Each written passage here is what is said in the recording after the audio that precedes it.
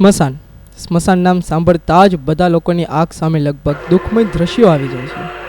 સ્મશાન નામ પડતા જ આપણી સામે નનામી પાસે રડતા લોકો કે જે પોતાના સ્વજનની વિદાયને લીધે ખૂબ દુઃખી હોય છે તેનું દ્રશ્ય ખડું થાય છે. આ તો થઈ સામાન્ય સ્મશાનની વાત, પણ રાજકોટના રામનાથપરામાં આવેલું સ્મશાન તો એક સ્વર્ગ જેવી અનુભૂતિ કરાવે છે. આ સ્મશાન ફક્ત સ્મશાન જ ન રહેતા જાણે એક ફરવાનું સ્થળ બની ગયું છે. સરગમ ક્લબ દ્વારા સંચાલિત મુક્તિધામ તથા સ્મૃતિવન ₹5 કરોડના ખર્ચે બનાવવામાં આવેલું છે. આ સ્મશાન આશરે 20,000 વારમાં ફેલાયેલું છે. આમ તો આ સ્મશાન છે, પણ સ્મશાનની અંદર ગયા પછી માણસ ભૂલી જાય છે કે આ સ્મશાન છે. કારણ કે આ સ્મશાનમાં બધા ફરવાના સ્થળની જેમ લાઇબ્રેરી, શિવ મંદિર, પ્રાર્થના હોલ, બાગ બગીચા, મૂર્તિઓ, શ્રી કૃષ્ણ ભગવાનના પ્રસંગો જેવા કે શ્રી કૃષ્ણ ભગવાન ગોવર્ધન પર્વત ઉપાડીને ઊભા હોય તેવા દ્રશ્યો રજૂ કરવામાં આવેલા છે.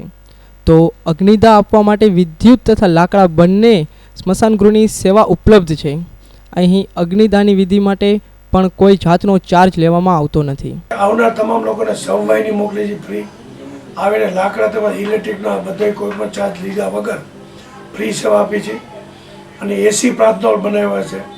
માણસની અંદર અગ્નિદાહ દેતા હોય ત્યારે અંદર ફ્રી હોય ત્યારે લાઇબ્રેરી પણ બનાવી, લોકો 2-3 કલાક વાંચવું હોય તો સારા ધર્મની દરેક પુસ્તકો એવા મૂક્યા તેના વિચારથી માણસના મનને પરિવર્તન થાય.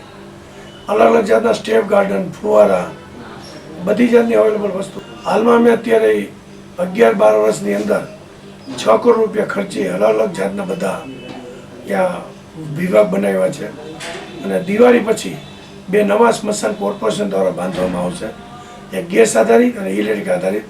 કારણ કે સ્મશાન જૂનું હોય ત્યાં બધી સગવડતા મળતો હોવાથી રાજકોટના 90% લોકો આ સ્મશાનને પસંદગી કરતા હોય અહીંયા જવા માટે.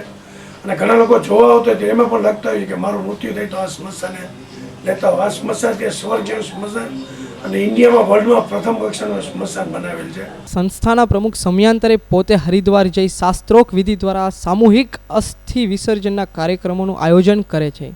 આ સ્મશાનને નિહાળવું એક લાહો છે. મૃત્યુ એ કોઈને ગમતી વાત ભલે ન હોય, પરંતુ મૃત્યુ પછીનો વિસામો અહીં મળે એ અહીં આવતા દરેક મુલાકાતી ચોક્કસ ઈચ્છે છે.